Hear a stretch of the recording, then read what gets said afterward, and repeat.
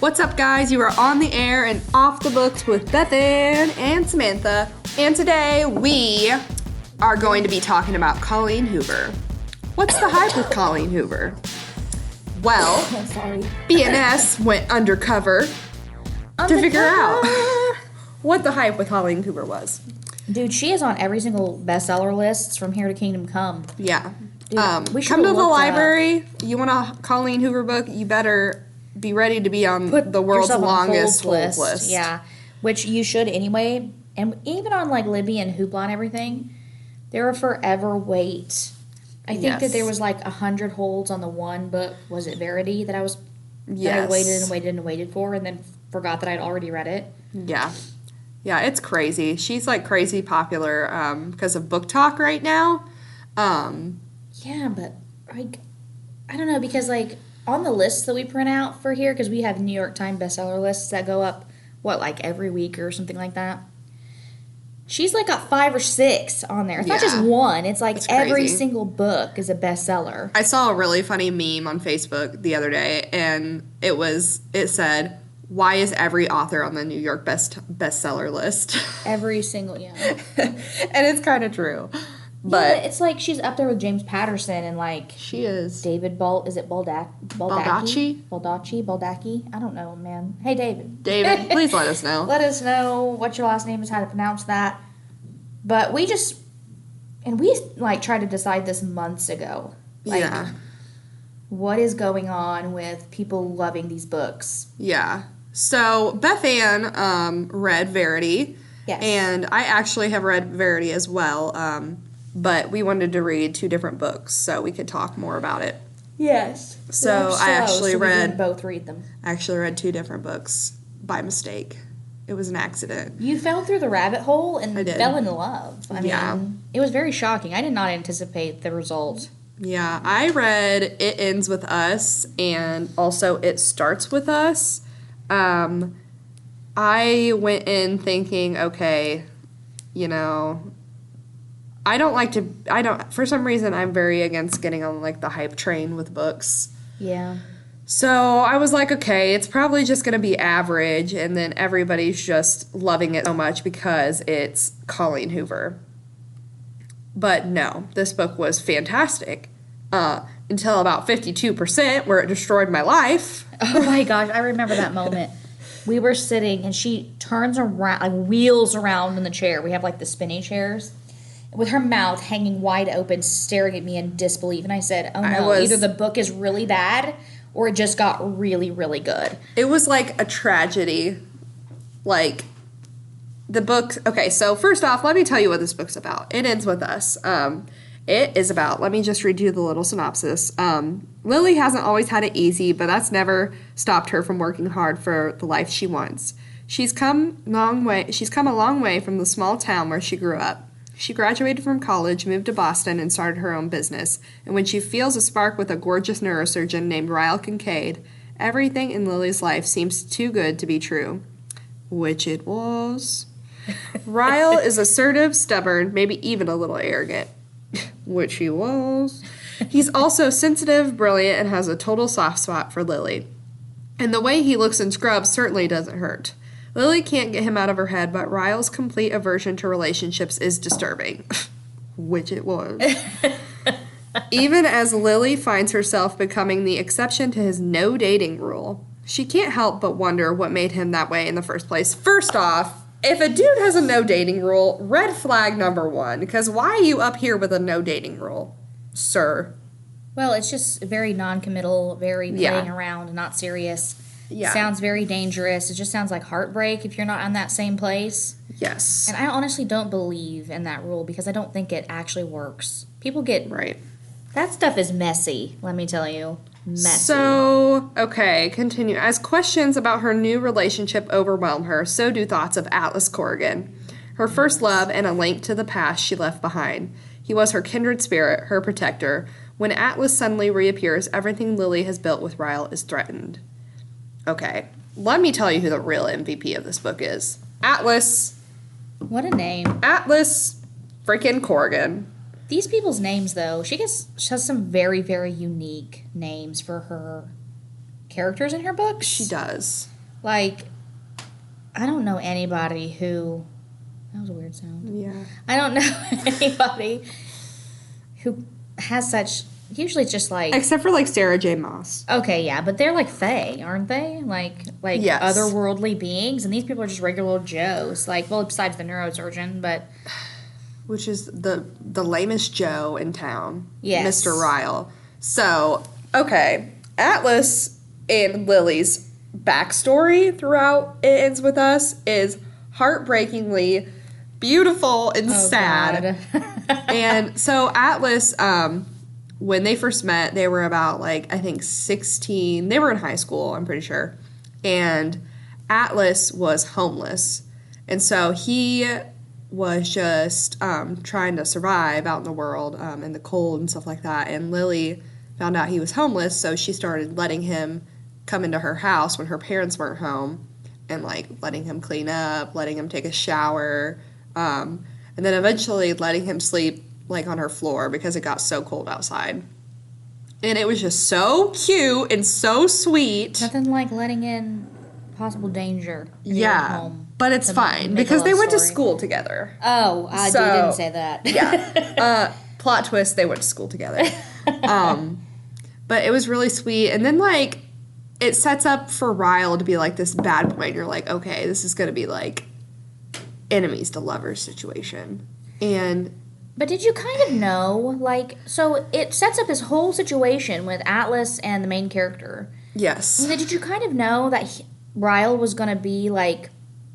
No. I thought it was going to be, like, a love triangle. Oh. Which, I mean, it was kind of a love triangle for a second, but I had some red flags that were, like, popping up with Ryle because Ryle was very, like, what are you doing? Where are you going? Why are you doing that? Yeah. And so I was like, okay. But not enough to be like, okay, this dude's bad news bears. Right. And he was, like, too perfect, so I was like, okay, there's something's gonna happen. Yeah. And then it did, and I was, like, distraught for the rest of my life. I'm still recovering. And then It Starts With Us, which is, like, the sequel to It Ends With Us, follows her spoilers from here on out with this book. So if this sounds interesting to you, stop now, go pick up It Ends With Us, and then It Starts With Us. This is a duology, right? Yes. Yeah. So basically, It Starts With Us picks up, I thought it was going to be a prequel, like the whole backstory with her and Atlas, but it was actually a sequel. So it picks off with her and Atlas basically just, like, reuniting and saying they want to be together. And this book is much happier than It Ends With Us. There's really not anything, like, disturbing except for, like, one situation in the book that happens. But It Ends With Us, 50% on, you better be sitting down in a chair is all I have to say. So would you categorize these as just strictly romance? I would say It Ends With Us is, like, Hoover. maybe could be thriller. Really? Very light thriller. It's more like, it's, okay, so it's Intense. domestic abuse. Yeah. So it's Trigger warning. that kind of, like... Yeah. I feel like that's a theme in a lot of her stuff. Like, yes. if you don't really like, you know, these are books you that, don't like... want to read about domestic abuse, definitely don't pick up It Ends With Us, or Verity for that matter. Verity is a lot worse than these. Yes. These are very more romance driven than I think Verity was. Yes. Verity is more of your, like, psychological-esque thriller. And what is Verity about? Bethann is going to tell us. Yes. So I started reading this and I realized I'd already read it. And I actually forget the names of these kids, except for the twins. Anyway, so it's about this woman who kind of falls down on her luck after her mom dies, and she's an author. And she gets brought into this... Well, it actually starts with her watching a man get hit and killed by a car. I forgot about that. Like, and it talks about how the blood splashes on her and all this other stuff, and then she runs into this, like, handsome man, and I think his last name's Crawford, And he, like, they have this weird interaction, and then she goes into her agency with her agent, and then all of a sudden runs into this man again. So that was like, oh, okay, that's weird. And then it is essentially this man commissioning this woman to finish out his wife's most famous The girl's name is Lowen. Yeah, and the guy's name is Jeremy. Lowen. Yeah, see, I can't remember these names because they're so complicated. Very interesting. So Lowen is commissioned by Jeremy. You said Jeremy, right? Yeah. Okay. Listen. Mr. J. Mr. J. Lowen is commissioned by Jeremy to write the rest of his wife's most famous series, and he wants to pay her like $500,000 or something like that. And like, so obviously, like, okay, sign me up. Yeah, and so she ends up like getting evicted out of her house, and then like oddly moving in with this man. And what happened to his wife is that she got in this crazy car accident, hit a tree, and now she's essentially crippled. Like, she can't talk. She's like, seems as though she's not there. She's there, but she's not there. She has to have a full-time nurse take care of her. And so it's just odd because his son is in the house. This woman that is his wife is in the house being taken care of by a full-time nurse, kind of like hospice care, essentially. And then she is like meandering around this home living with them. So it's just all around like, whoa. And so she starts getting settled and reading through all of these manuscripts in this woman's office. And she stumbles upon an autobiography that she starts to read that exposes a lot of things in his wife's life that are actually pretty devastating about two children that they lost that recently died, two twin girls. Spoiler alert from here on out. Yes, the problem with Verity, I think, is that that's really all you can get. Right. There's nothing else after that that's going to be able to be explained. This is definitely like a roller coaster. It's confusing. It's ambiguous. Disturbing. It's very disturbing because you don't know really who the bad guy is here. Right. And she does a really good job of that. I feel like either way she's the bad guy, though, because how could you, like, go in a place like that and write about those things about your own children? Yes. So, like she said, spoilers from here out. So if you want to read Verity, you better pick it up now because I am going to get real with you. So, so Jeremy meets the author Verity. That's why the book is called Verity. Shocker. Surprise. Plot twist. Which is so interesting to me why they called it Verity.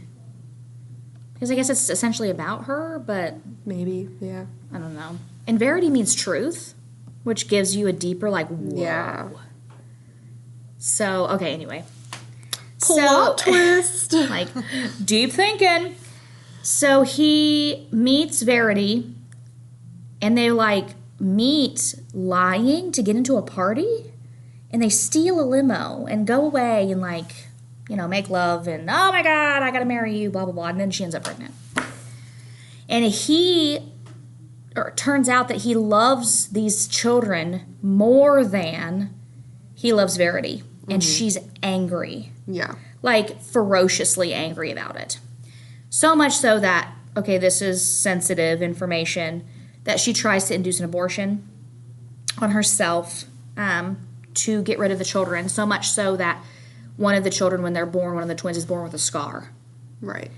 And so the twins survive, and she begins to, like, take this sickening liking to one of the twins over the other ones. Right. And wants to, like, murder one of the twins to protect the other twin. And she, like, talks about in this manuscript, this autobiography that Lowen is reading, about how she would, like, when he went away to work, she would lay in bed and let the twins cry all day, and then she would only, like, take care and clean them up right before he got home to make it look like she had been with them all day, and, like, all this other stuff. And so she started writing again, becoming successful, and then she was trying to win his affections back, essentially, in her mind. And so she faked a pregnancy, but then accidentally got pregnant with the new boy. And throughout this whole thing, you find out that she's the one that's murdered the kids, and she's the one that's been, like, doing all this crazy stuff. And I think in the manuscript it says that she's the one who tried to fake her own death in the tree. Yes. And so at this point, Lowen is like already slept with the man while she's in the house. They're still married. She's been setting up cameras trying to catch this woman because she thinks she's faking all of this like stuff and trying to get her to like reveal that she's up and walking around. And so at the end, she eventually shows the husband Jeremy the manuscript, like this autobiography that she's hidden, that she hasn't published yet. He freaks out. They plot to kill Verity, murder her, start a happy family. Lowen is pregnant. And then all of a sudden, the truth comes out that Verity was told by her publisher or writing coach to write an autobiography as an antagonist for a, what is it called? A writing exercise? Right. So that when she's writing her series, that she can get more invested into being an evil person. Right. And that technically, Jeremy already knew about this manuscript and had already read it. Jeremy. But it's done in such a way that you can't know who's telling the truth. And I think that they released a new, like a special copy of the book that tells you. Oh, really? I think. Dude, I didn't know that. Yeah. So I think that I'm going to have to look that up. the new edition or whatever tells you which was the truth and which was the lie. That would be very interesting to me. Can't be certain. We're definitely going to have to look that up after this podcast. It was so convoluted and so twisty and so like puke-inducing throughout the whole thing because of the stuff that, Verity did and the stuff that Lowen was willing to do while this woman was in this woman's house, sleeping in this woman's bed, like taking this woman's husband, and then he was just kind of trotting along with all of this stuff. And, he's an endearing father, but a creep, and like, I don't know. It was definitely, like I said, a psychological thriller-esque situation. Mm-hmm. I did like it. There's a lot of hype for Colleen Hoover. There is a lot of hype. We thought we would get on here and think that possibly we were just like, it's not for us. It's not great. Right. But you were right to have me read Verity because I feel like if I would have read It Ends With Us, I would have hated it. Yeah. I don't think that you would have liked it either. But I think that I am going to read Layla because I think that's like another book similar to Verity. People say that it's extremely twisted and creepy. I think that she is, because in the library she's in like romance and then she's also in fiction. So if you're looking for something, there's something that she writes for everybody, essentially. Right. Yeah. So I would check her out for sure. I mean, everybody come to the library. Get Run. yourself... Okay, well, maybe don't come to the library. Maybe put it on hold because it probably won't be here.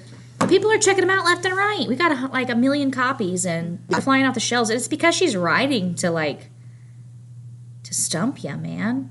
Just like you said, like, you never anticipated any of that happening. No. Would you have been content, though, if it was just a simple love story? No.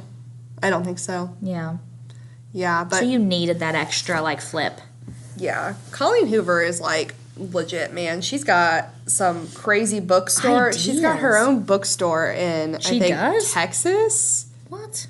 It may not be Texas, but I know that she's got this giant book event called Book Bonanza that she has created, and she has all of these, crazy popular Kindle Unlimited authors. There's, over 100 authors. Oh, really? Is it a signing event and stuff? Yeah. Huh. So you can, you get on this group, and I think tickets are, they're really crazy. They're, $250, and that's just for the ticket. But you get on, and you can, pre-order all of these books. And then when you get there, you get all the books, and then you just go around and have, whoever the author sign them, talk to them, stuff like that. Yeah, it's pretty cool. I definitely want to go that'd be so one day awesome. in my life because there are a ton of authors that I read on Kindle Unlimited there. Yeah. So I definitely want to go. She's really neat. It'd be interesting I would love to sit down and pick her brain too, to see where her inspiration comes from because they're not just regular stories to me. I would have never thought of that. Yeah. Maybe one day we can get Coho on the podcast. Yeah. Coho, if you're listening, join us. We've already nicknamed you, so you have to be on the podcast now. That's already her nickname. Is it? Yes. Oh, clever. I just made it up, I like it. It's very good, very good. Just thought of it out of my brain. But yes, definitely read Colleen Hoover. Tell us what your favorite Colleen Hoover book is and what we should read next. Yeah, and if there's another Colleen Hoover that you would like us to read, I wouldn't mind trying to tackle that because it wasn't awful. Yeah. It was great, actually. And we would highly recommend them. It's very much for both of us. Yeah. I liked it. I liked it a lot. So that's the hype, guys. It's hype. Real. All right. Coming up, March 23rd, we have Ellie Marney, the beautiful, gorgeous, amazing stunning Ellie Marney on the podcast with us. We actually already did record this, but our great, awesome producer extraordinaire, Benjamin. Producer, editor, yes, problem solver. Keep us together. Editing that right now. So that will be available for everybody to listen to on March 23rd. And also, if you follow Ellie on Instagram, she is the author of None Shall Sleep and Some Shall Break, which is coming out in June. If you follow her on Instagram, I think her name's just Ellie Marney, then she also will be posting a link to that podcast coming up. Yes. And then you should also sign up for her newsletter called The Black Hand. Yes. So if you Google her and look her up, those are really awesome. She's a really cool fantastic author and a cool person all around in general. So definitely tune in for that. That was a very special episode to us. So. Yeah, and if you really like YA, but you like crime, thriller, this book is absolutely A1. 100% for you. And one more thing before, because I need to stop babbling, because she's just so awesome. I just love her. I know we say that this is young adult, but don't let that hold you back from reading this, because this is the most twisted, it's like the craziest young adult book my gosh, that I've read. Fantastic. And I'm sorry, but it is better than Naturals. It is We never thought we would find something that could compete with the Naturals series, but here we are. Here we are, and it is great. And there are some spoilers that I don't think there's spoilers because she told us, but we feel like we got privileged spoilers in the interview about the duology. Yes. Maybe we can't. The possible. I don't know. Mysteries. So tune in, and you'll be able to watch that. See Ellie Marney's smiling, beautiful face. Yes. And her cool accent. She has the coolest accent. Absolutely. She's from Australia, so to have her on the podcast was crazy. We had to figure out a time that worked. So her time was 9, 10 a.m. and we're 5 in the afternoon. Borderline asleep at 5 p.m. It was so cool, but the advances in technology allow us to be able to come together and to be able to have those opportunities. So and then on April 6th, we will be reviewing A Court of Thorns and Roses, a.k.a. ACOTAR. Finally, after all these years. Yes, after all of the years of convincing. After all of Samantha's harassment and bullying and HR calls. And after all this time. They only had to fire me 5 times. No, we're just kidding. No, but I definitely convinced Bethann and our supervisor, Justin, to pick up this book and read it, and Justin liked it. So you know what? I've got high hopes for Bethann over here. Okay, I'm halfway through it. Yeah. Justin finished it quicker than me. He did finish it really fast. Yes, but I'm almost finished. But my problem is I keep picking up Mistborn. Yeah. Brandon Sanderson. I'm in the Sander Ranch. I'm falling with it. The Sander Ranch. The Sander Ranch. Yes, I 100%. Are you a Sanderson? Yeah, I am Sanderson. Yes, that's so good. Oh my gosh. 100%. I love those books. Yes, so that's Justin's fault too, but whatever. Definitely listen on April 6th. That will be releasing on any podcasting platform. Hopefully, we'll get Justin on here with us. I'm sure that he will do that for us because podcast comes first. We can be pretty convincing. Yes. So join us for our next few episodes, and we hope that you guys will we hope we convinced you the hype with Colleen Hoover is real. Exactly, because it's very real. Yes, and we hope you guys have a great rest of your week. Bye. Bye.